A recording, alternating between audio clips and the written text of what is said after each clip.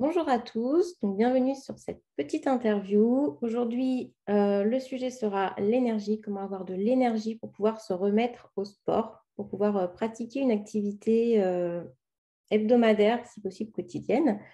Et pour ça, j'ai avec moi Laurent, que je vais laisser se présenter, qui va pouvoir répondre à quelques questions. Bonjour Laurent.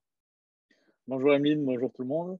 Je m'appelle Laurent, je suis coach sportif. Donc, je dirais aux j'aide des entrepreneurs, les dirigeants, enfin, toutes les personnes qui sont occupées, qui n'ont pas vraiment le temps, qui ont un boulot très prenant. Donc, on s'est dit que ça s'appliquait bien en fait avec Emeline pour les personnes de ce Parfait. groupe-là qui ont peut-être une vie familiale ou une vie professionnelle aussi assez chargée, qui cherchent à avoir plus de temps, à faire plus de choses pour eux, à trouver un équilibre.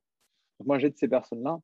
Euh, pour en revenir à ce que je disais, à perdre du poids, prendre du muscle, se tonifier, en fait, se remettre en forme, avoir plus d'énergie, se sentir bien dans leur corps et vraiment avoir un corps qui leur permet d'aller plus efficacement vers leur projet de vie, vers ce qu'ils veulent avoir. Donc, que ce soit une famille épanouie ou alors une entreprise qui leur correspond. Voilà, le corps qui leur permettra d'arriver à leur mission de vie le plus facilement possible, avec de l'énergie, qui répond quand il faut et dont ils sont fiers chaque matin quand ils se regardent dans la glace. Tout ça. Donc, mon job, c'est vraiment de réussir à placer le sport et l'alimentation au sein de la vie des personnes qui Ok, ont du mal à super. le faire tout seuls. Voilà. Et c'est super important, oui, en effet. Donc, Laurent, qu'est-ce que tu aurais comme conseil à donner à des personnes qui n'ont pas l'habitude de faire du sport, qui sont en manque d'énergie, en manque de motivation, mais qui souhaiteraient s'y remettre, mais qui ne savent pas par où commencer, en fait? Ok. Alors, une des premières choses qu'on fait tous quand on cherche à se remettre en forme ou se remettre au sport au début, c'est qu'on agit de manière trop massive, c'est-à-dire qu'on va tout changer notre alimentation. On va se dire, OK, il faut que je fasse du sport 4 fois par semaine, que je mange que des légumes et des protéines assez maigres. Je vais couper les féculents, je vais manger zéro sucrerie. Et en fait, on met en place tu vois, une transition trop rapide. Oui. Euh, et même, c'est pas l'idéal en fait de manger zéro sucrerie et de s'entraîner tout le temps et de penser que à l'alimentation et au sport. Donc, quelque part, on met en place quelque chose qui ne nous correspond pas. Donc, vu qu'on ne peut pas tenir ce rythme, parce que c'est pas notre grande passion et qu'on n'aime pas juste souffrir dans notre quotidien, on va commencer à tu vois, avoir un petit peu de laxisme. Peut-être qu'on va sauter une séance de sport ou on va commencer à manger un peu plus de chocolat parce qu'on s'est privé au préalable. Et On là, va on va craquer. culpabiliser. On va craquer, c'est ça. Et là, on va culpabiliser. On va se dire, bon, qu'est-ce que je viens de faire? Je viens de gâcher tous mes progrès. Je viens de prendre 3 kilos avec ce carreau de chocolat. Et du coup, on a une vision un peu disproportionnée des dégâts qu'on a fait. Et on va tout arrêter. On va se dire, on va recontinuer, peut-être faire quelques cycles comme ça. Peut-être qu'on peut même développer des troubles du comportement alimentaire. On va faire des petites crises de boulimie par-ci par-là. Et après, on va laisser tomber parce qu'au final, c'est dur. Donc, mon conseil, c'est vraiment de mettre en place les choses très doucement et d'une manière qui vous correspond et qui vous fait plaisir. Donc, ça peut être par exemple faire commencer par une séance de sport par semaine, juste une. On essaie de la faire dans la semaine. Une séance difficile quand même, mais pas trop épuisante, que on prend 3 jours pour s'en remettre. Après, au début, on a des courbatures très rapidement. Il faut le temps que ça passe. Ça dépend du sport qu'on fait. Donc ça, c'est normal. Et ça va durer peut-être 2, 3 semaines et ensuite, il n'y aura plus aucune courbature. Vous allez pouvoir faire tout le sport que vous voulez sans souci. Mais commencez doucement, vraiment. Mais côté alimentation, pareil. Peut-être ajouter des légumes, juste ça. On mange plus de légumes. On essaie de manger des légumes le midi et le soir. On va voir ce que ça donne comme résultat. Et peut-être ensuite rajouter peut-être des fruits à la place des sucreries. Par exemple, si je mangeais 2 gâteaux avec un café, je vais peut-être me prendre un café et un fruit. Ou un yaourt, ou quelque chose d'un peu plus équilibré. Et s'orienter vers des aliments non transformés. C'est pas mal parce que ces aliments-là, ils sont pas meilleurs et les autres sont mauvais. Mais ces aliments-là sont quand même moins caloriques en général que les produits industriels D'accord. et aussi sont plus riches en vitamines, minéraux. Tu vois. Donc, euh, si je mange, au lieu de manger un plat de lasagne au micro-ondes, si je mange, je sais pas, un peu de viande que j'ai acheté au boucher à côté, de la patate douce ou de la pomme de terre, hein, ça va très bien, et des légumes que j'ai moi-même mis dans le cuiseur vapeur, quoi. Et ben, ils auront donc plus de volume et moins de calories que cette toute petite barquette qui se mange super facilement. Et quand tu as terminé, tu en as encore envie. Oui, mais alors, pour les parents qui terminent leur travail Ouais. assez tard, qui sont dans l'urgence le soir de faire manger les enfants pour pas qu'ils se couchent trop tard, le plat de lasagne, ça va très très vite à mettre au four. Qu'est-ce que tu as comme conseil en fait pour qu'ils arrivent à manger sain, mais à préparer le repas assez rapidement finalement? Alors, faut s'orienter, il faut gérer la cuisson et la préparation des aliments. Donc, ça, on peut le faire en avance, par exemple. On peut cuisiner le week-end euh, pour la semaine. On peut penser à congeler certains aliments, préparer des légumes en masse et les congeler. Euh, Ce qui est pas mal aussi, c'est les légumes surgelés. On a beaucoup d'a priori par rapport aux surgelés, parce qu'on se dit que c'est surgelé, donc c'est mauvais, mais pas forcément, parce qu'on préserve beaucoup de vitamines et de minéraux quand on congèle les aliments, parce qu'on les cueille mûrs et ils ne sont pas mûris en caisse. Et c'est aussi assez pratique quand on peut les mettre directement je sais pas, dans la poêle, dans le Thermomix, dans ce qu'on veut, et le cuire assez rapidement. On peut le faire pour plusieurs jours, une fois. Et pendant ce temps, on cuit aussi, par exemple, du poulet pour les protéines. On peut faire cuire des D'accord. blancs de poulet. Et ça, c'est assez rapide aussi. Pour les féculents, si on n'a vraiment pas le temps, on peut prendre du pain, par exemple. Tout est une question de quantité. Le pain, c'est pas mauvais. C'est juste que si tu manges trop de pain, tu vas prendre du poids, évidemment, comme à peu près tous les aliments. Du pain et des Euh, pâtes? voilà. Donc, on peut prendre, par exemple, du pain à la place des pâtes, parce que ça va être encore plus rapide. Après, il faut voir ce qu'on aime aussi. Il faut garder une partie de plaisir, mais Quand voilà, on il est y a des vraiment pâtes qui sont plus pressé, vite on que peut d'autres. remplacer C'est ça. la portion de pâtes par du pain. Ouais. Ouais, moi, j'aime bien recommander une portion de légumes, de protéines et de féculents à midi et le soir, euh, du coup, pour composer son assiette. Donc, par exemple, si pour les féculents, on n'a pas le temps de faire cuire des pâtes, parce qu'on est vraiment tu vois, pressé, eh ben, on peut juste prendre un bout de pain et ça fera l'affaire. Ou D'accord. même juste manger ses légumes, ses protéines et manger peut-être un fruit ou deux fruits en dessert. Enfin, pas en dessert, mais à côté. Et ces fruits-là sont des sucres aussi, donc ils vont me permettre enfin, ils sont un peu comptés comme des glucides. Tu vois. Et D'accord. là, c'est vraiment rapide, parce qu'une banane, t'as pas à la cuire. Tu peux C'est l'emporter sûr. assez facilement. Euh, donc, il y a pas mal de techniques d'optimisation. Après, il faut savoir ce qu'on aime. Je pense que une bonne idée, c'est de se demander quel aliment j'aime et comment est-ce que je pourrais le cuisiner rapidement, D'accord. ou le préparer rapidement, ou le préparer en avance, et de juste penser à ça pour pouvoir le mettre en place Et je pense petit que à sur petit. Internet, on peut trouver plein d'idées aussi. Ouais, carrément. Je pense que sur Internet, on peut regarder comment préparer ses aliments rapidement, et là, il y a plein de techniques bien poussées. Après, il Oui. existe aussi des sites où on peut commander euh, des aliments enfin des plats préparés, frais et plutôt sains. Je ne vais pas donner de nom de marque ou quoi, mais j'en connais quelques-unes. Donc ça peut être une option. C'est un peu plus cher que si on en cuisinait nous-mêmes, hein, bien évidemment, parce qu'on ne prend pas le temps d'aller faire les courses, etc., que c'est livré à nous. Mais c'est une option aussi et ça peut être pas mal parce qu'on peut contrôler à peu près le nombre de calories, donc savoir à peu près combien on mange. Euh, Après, pour toute une famille, ouais, ça risque d'être quand même un budget. Oui. Voilà. Oui, je pense que pour les familles nombreuses, c'est un peu compliqué. Ouais, voilà. Et pour en revenir au sport, donc tu Oui. dis commencer tout doucement une fois par semaine. Pendant combien de temps, à partir de quand on peut commencer à accélérer, à partir de quand on a les premiers résultats sur notre énergie, justement, à partir de combien de temps, si on commence à mettre des légumes, à faire du sport, on va se sentir mieux.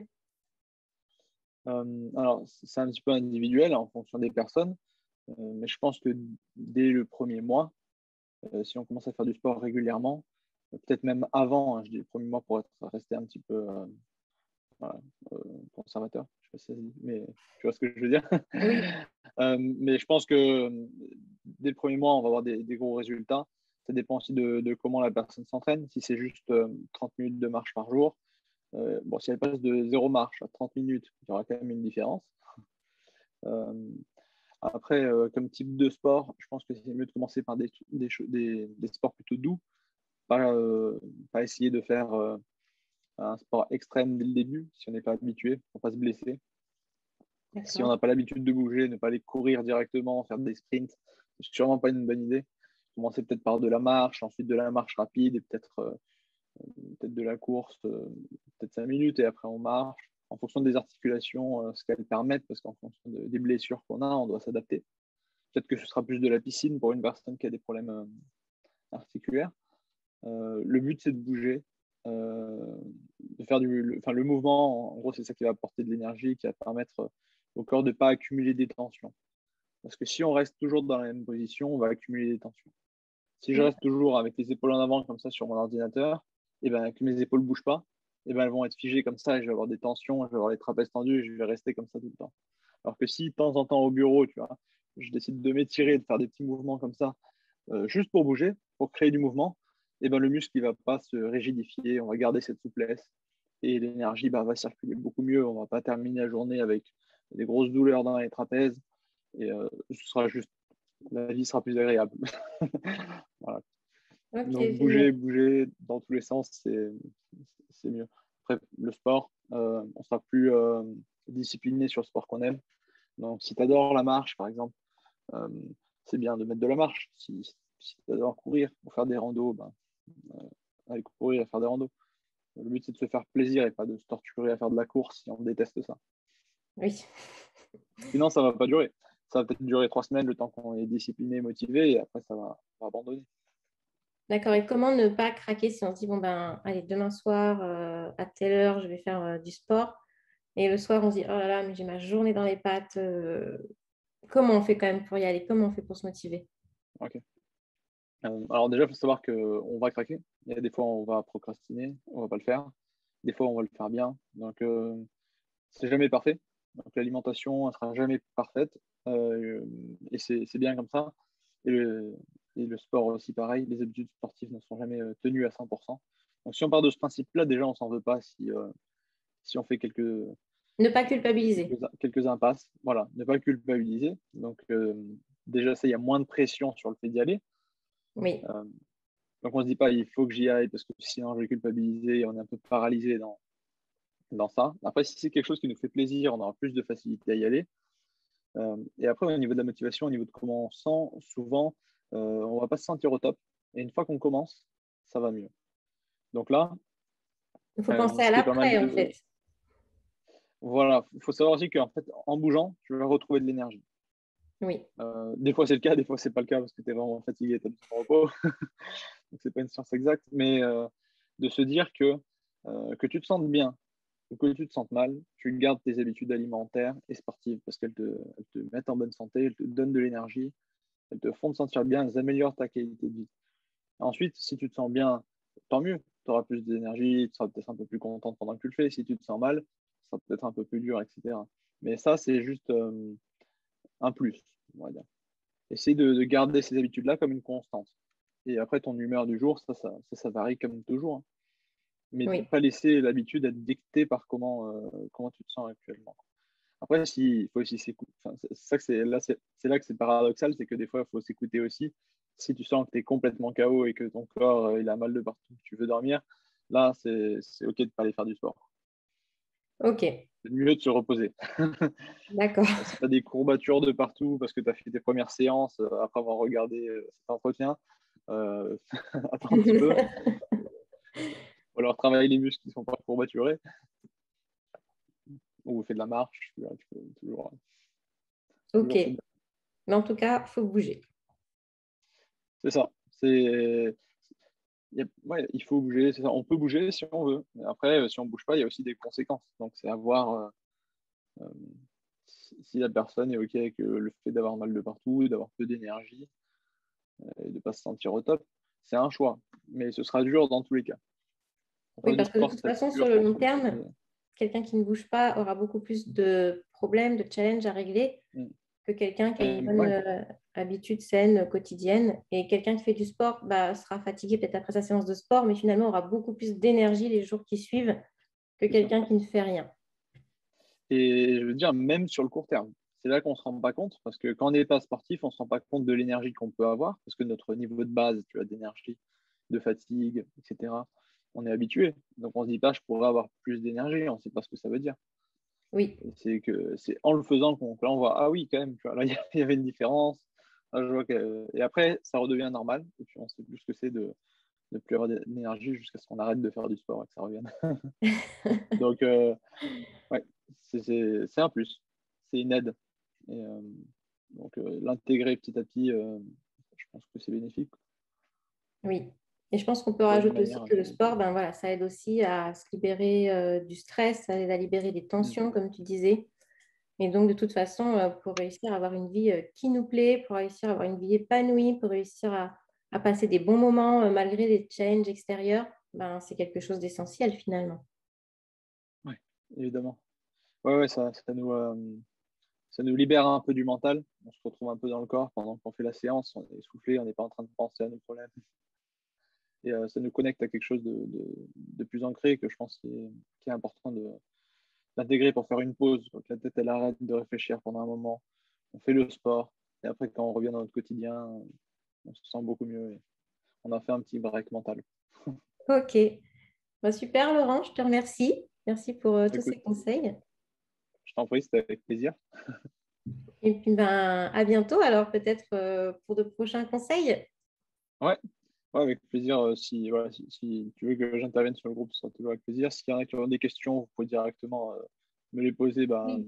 soit sous cette vidéo, soit j'ai un groupe Facebook qui s'appelle Les Leaders Dynamiques, où je coach les entrepreneurs, les dirigeants, les personnes qui n'ont pas le temps à optimiser leur temps pour pouvoir mettre en place des habitudes sportives et alimentaires. Donc, n'hésitez pas à le rejoindre, à me demander, à m'envoyer la demande d'ajout en me disant que vous avez vu le live, comme ça je saurai que, que ça vient d'ici. Et je pourrais répondre à vos questions. Dessus, il y a des ressources, des vidéos, tout ça. Le lien vers ton groupe sera dans les commentaires sous la vidéo. Comme ça, pour ceux qui veulent le rejoindre, ils n'auront qu'à cliquer.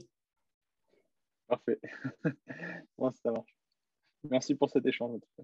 Merci à toi, à bientôt. Salut.